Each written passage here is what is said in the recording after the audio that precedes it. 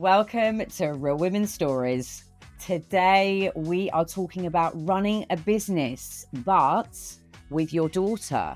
As a teenage girl, I definitely get moody, don't I? And rumpy. I just so obviously sometimes there's moments where I'm trying for eggshells, treading with eggshells, and I'd be like, I need things done and I need your help. Let's address the elephant in the room. I mean, running a business with your daughter sounds to me like an absolute nightmare.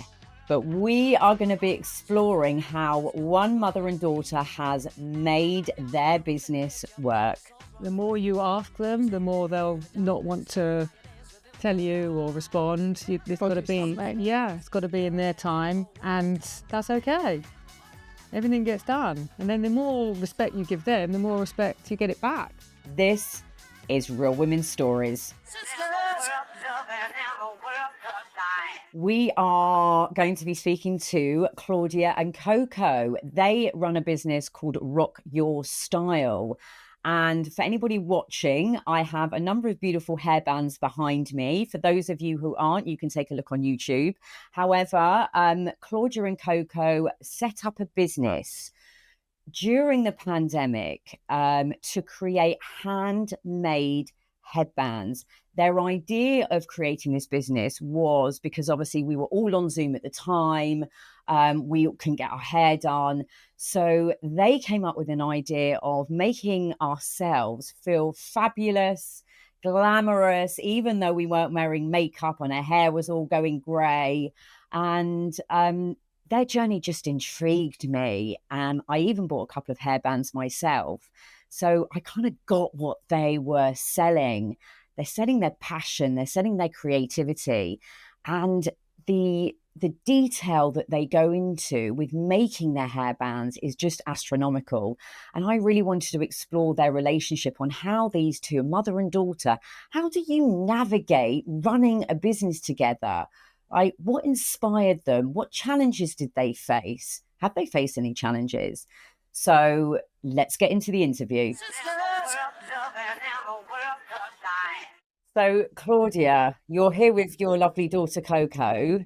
Bestie. Tell me, describe Coco to me. She is my bestie, honestly, my heart, my just everything. Yeah, she's my everything. She's just my daughter, my bestie, my shopper, my creative business partner, my go-to for fashion, you name it. We just have, there's nothing we don't talk about, I hope.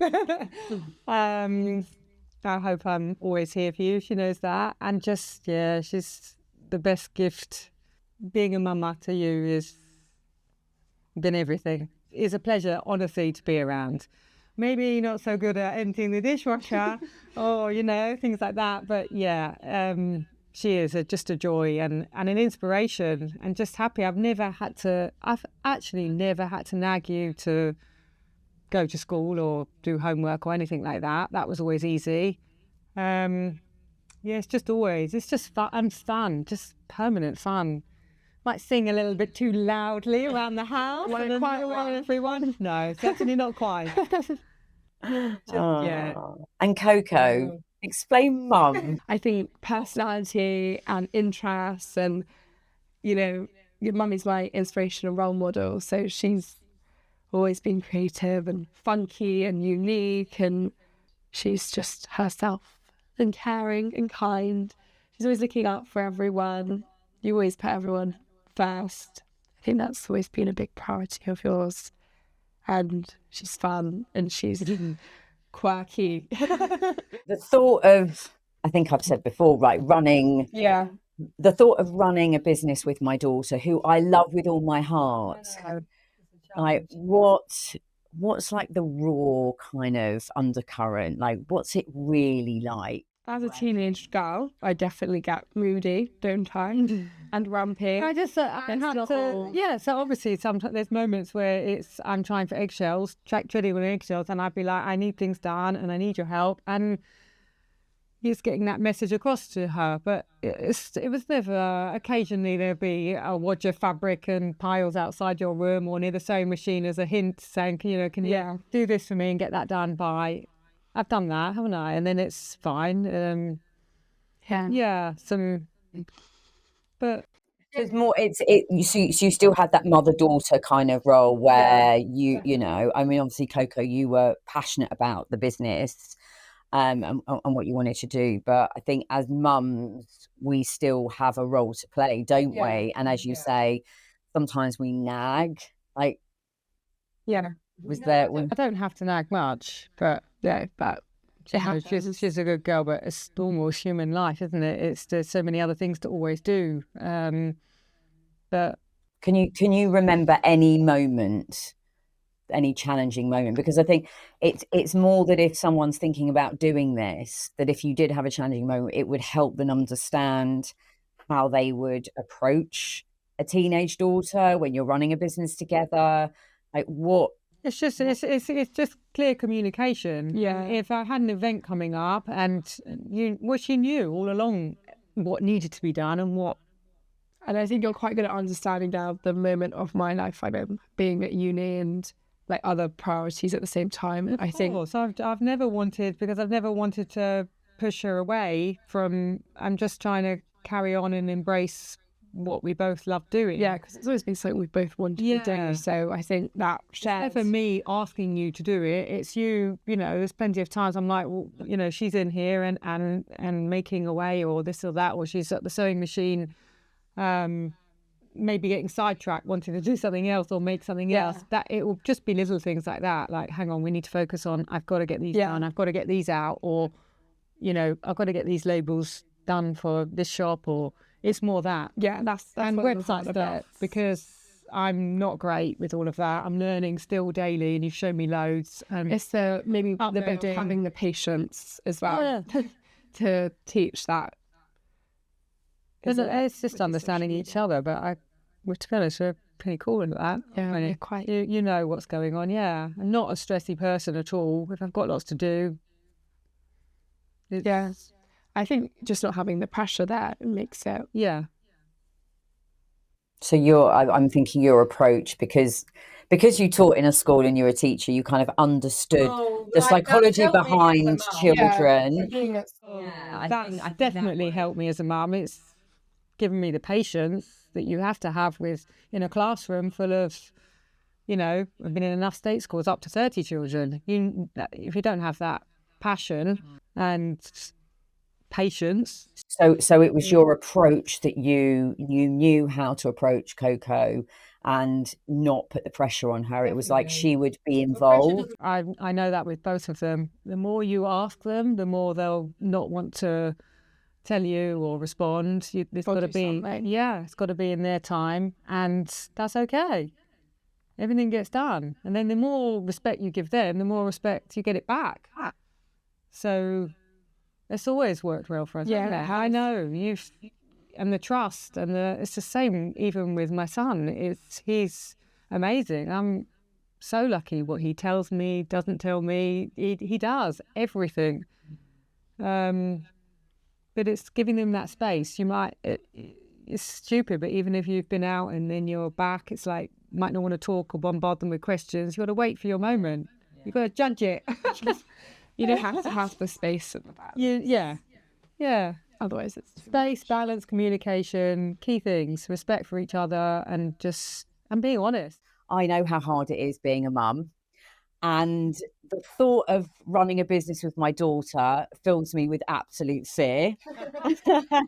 So, you know, I just think your story will be really interesting to delve into, to understand how you set up this business and what your journey has been like so far as mum and daughter, and obviously as Coco, you've gone off to university as well. Yeah. So first of all, just for the listeners, we are sitting in your studio, which is a fantastic. It's a messy one. It's full of creativity. It's full of hairbands because that's your business. So first of all, explain what your business is, where we are sitting, and when you set the business up. Always been creative, always made our own things, always added twisted to things. Even when you were a baby and had jeans and I bought them from Gap, I'd always be sewing onto them. And so we've always done that. It was lockdown. It was really lockdown that gave us the time to be together and get creative. Yeah, we've both always been really creative people like that. Like, we're the same. And then we just were always making. And then it's like, what do you do when you're just making headbands, clothes and things like that? You can't just store them all. No. So lockdown enabled us that time to actually put something together. And actually, it was the headband you were wearing from Anthropology that I paid God knows what for. Yeah. The embroidery, and it's like causing a headache, which is what so many of our customers say, or they're nervous to buy online because they say, you know, it's a headache. And once they try them on, we're all the pop-ups and at fairs, it makes such a difference. But that's another story. But that's really, we took it apart, this headband, which had a wire inside and a clippy bit. And then we were like, no. It's how it looked.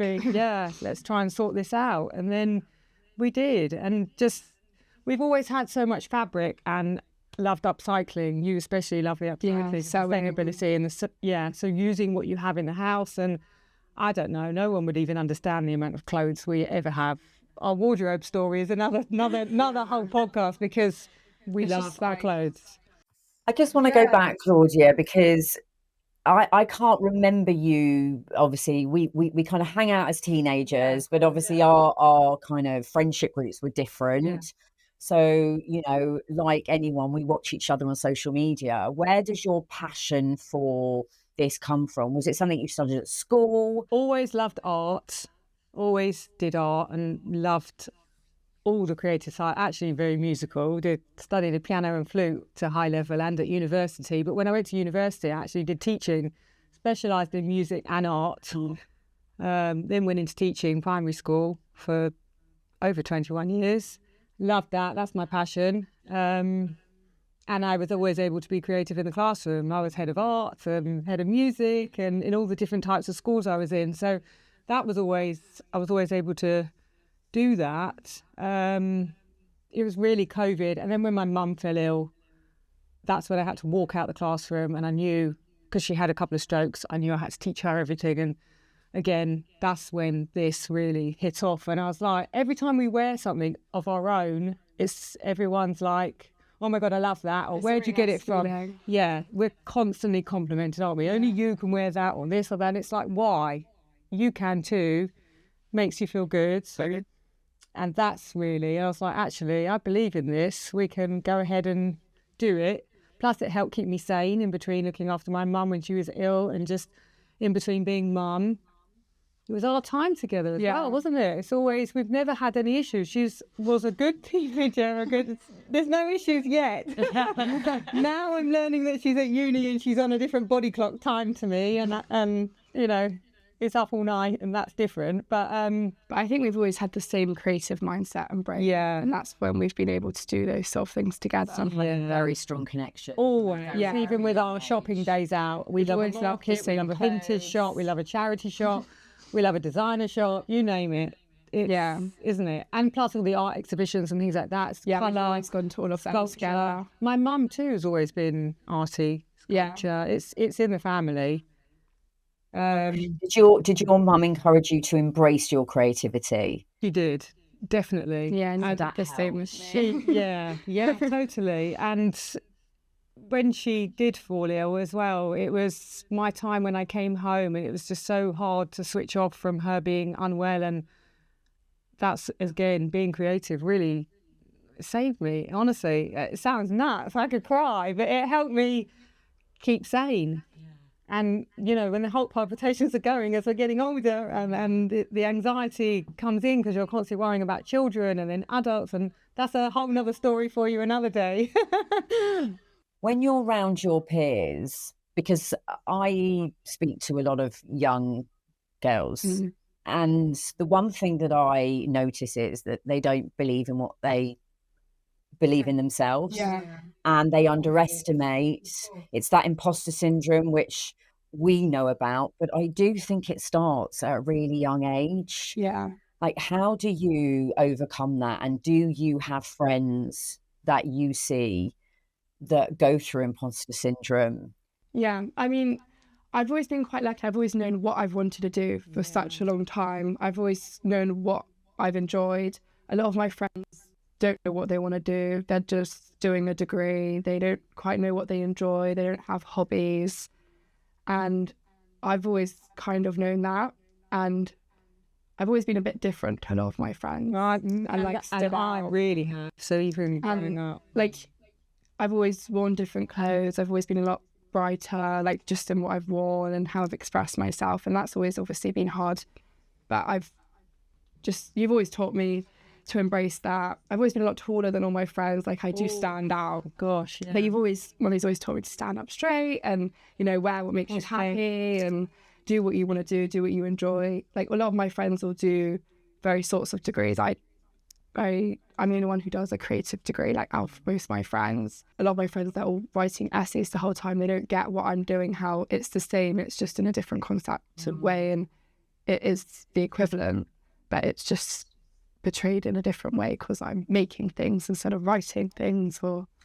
And do you feel that there is, in your world, how do you view your future in your life? Do you kind of think, right, uni, then you're obviously going to either work in your mum's business or both of your business, and start off maybe something on your own as well? Yeah. Where do you see your life going as, how old are you now? I'm 18, turning 19. So you're 19. Because it's very interesting with the different generations, because you guys think very differently to we. We were thinking uni, job, boyfriend, married, kids. Yeah. Is that how you view your life now? I do still want to just start working after university because, but it's very hard. I think our generation is a lot more, they don't want to think about it all straight away. They're a lot more flexible. Everything's a lot more relaxed. You can have different doors open. Like, I do obviously want to have children. You've just married one day, but of course. I think we are a big family. You love that side of things, but there's compassion. Yeah, and I do think it's important as a woman in society to establish yourself first.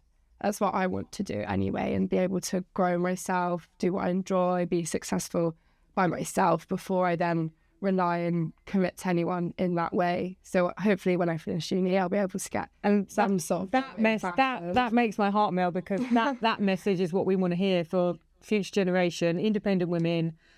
My mom, we come from that. I had a horrible divorce very early. Omar is all by herself now, but happily independent. And then I've watched Mummy go through a divorce and horrendous, and that was really unpleasant, where one can really lose themselves and think, I'm worthless, and it's not nice. But out of all that bad, probably me, Coco, and myself, and Riley is what I call the man of our house.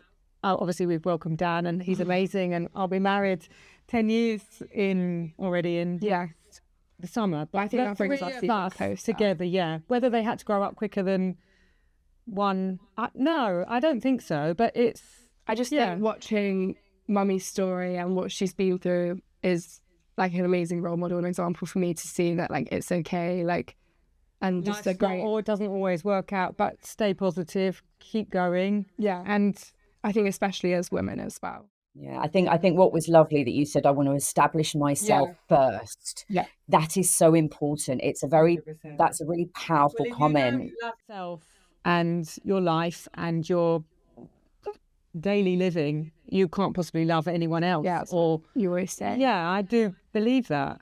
Do you look at any of your other peers, Coco? Do you see, is there anybody else that that's doing or wants to start a business, or you've heard, or as a young, I'm going to call you an entrepreneur, because that's what you are. You're a female entrepreneur. You're believing in yourself. You're using your creativity. Mum's giving you those morals and values, and you obviously are working together. How's the relationships with your peers and their parents? My friends have always been really supportive. It's always been that same case of only you could do that. That's so you. They never could believe they could do that themselves. I think a lot of my friends are in awe of our friendship. Yeah.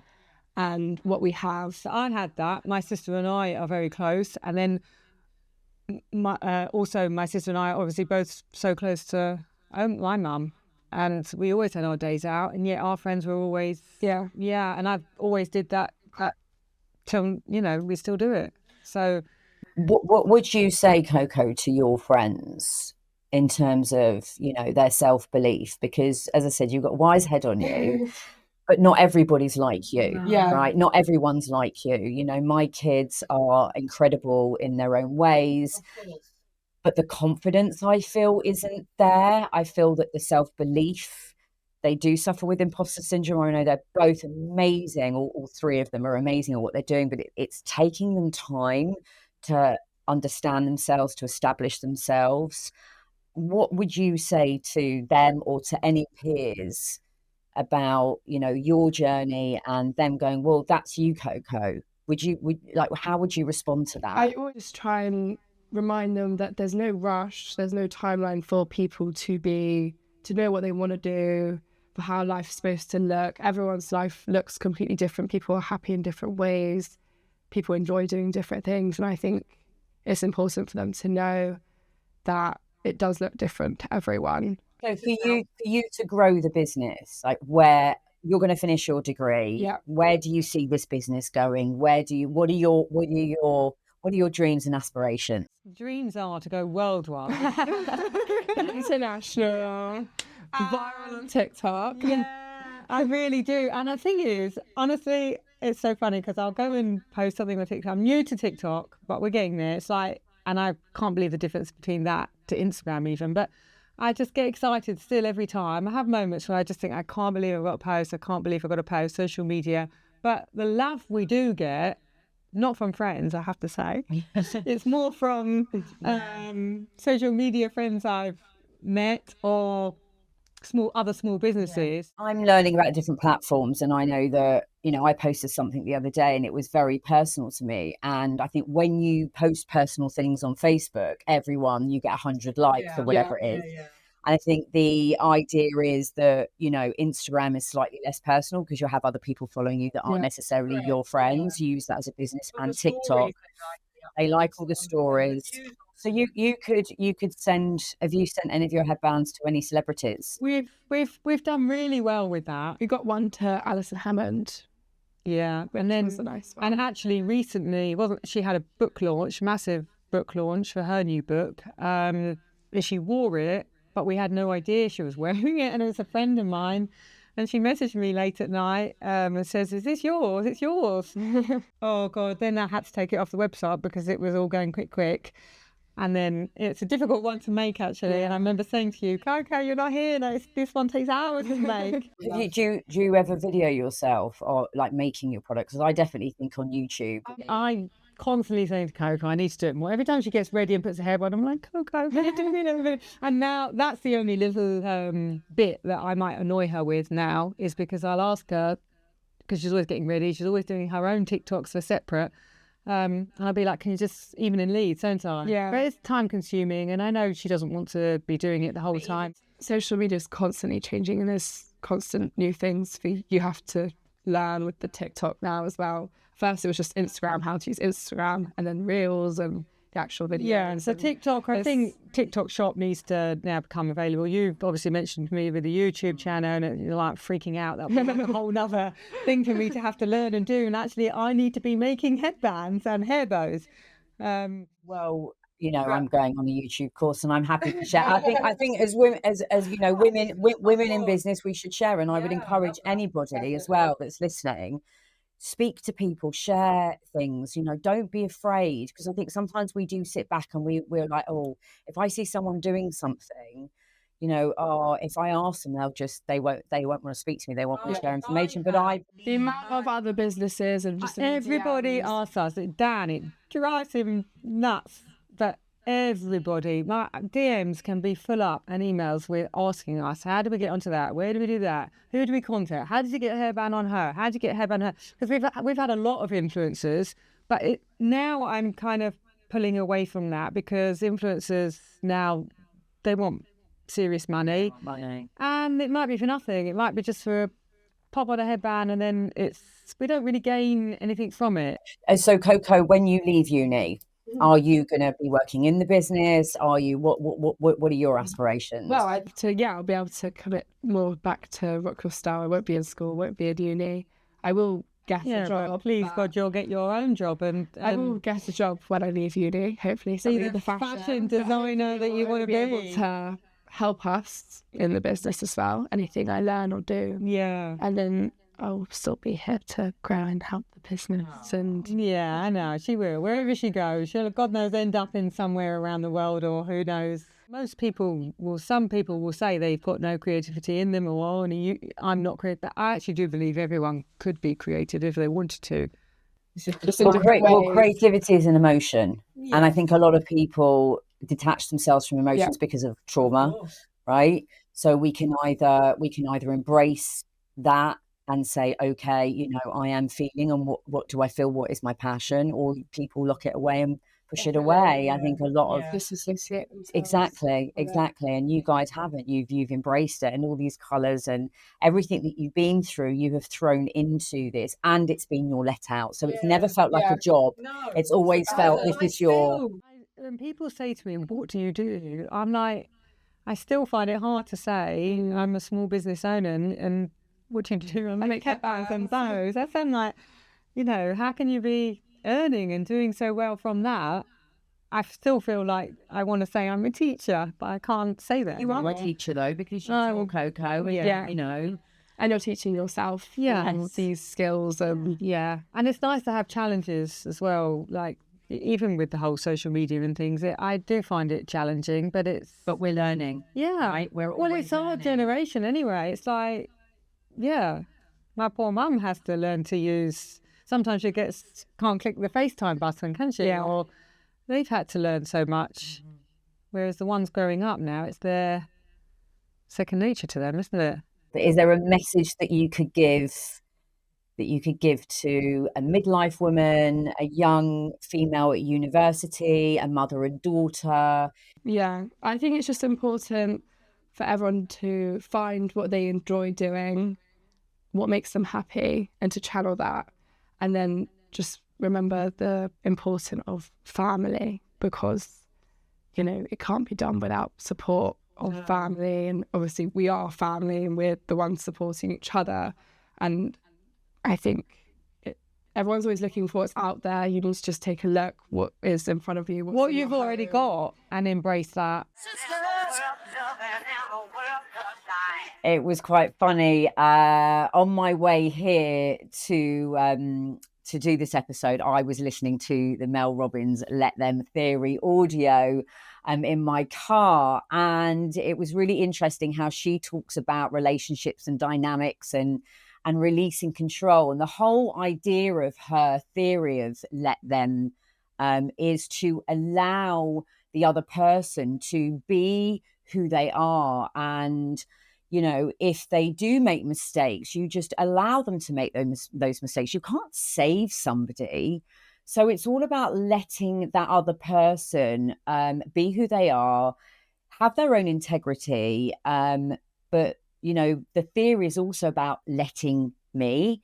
So I would need to allow them to do that. So you let them, go on their own journey, fall down if they need to, but they can obviously lean on you for support when they need to. And then what you do is you look at the situation in a different way. You're not trying to control them. You're allowing them the space to flourish and become that person who they want to be. And you don't control them. So it's all about letting that person, as Claudia did, so allowing Coco to become this creative entrepreneur, young, powerful female, but also letting her take on some of the extra workload whilst Coco is at university. So there's no conflict of, well, I'm doing more than you. They're allowing each other to run the business in the way that they do in the situation that they're in, but also allowing themselves not to feel bad. So if you want to find out more about Mel Robinson's Let Them theory and how I'm applying this theory into my coaching, then don't miss the next episode of Real Women's Stories, which will be on midweek and which will take an element of this episode where I will explain the Let Them theory and how we can let us be as well.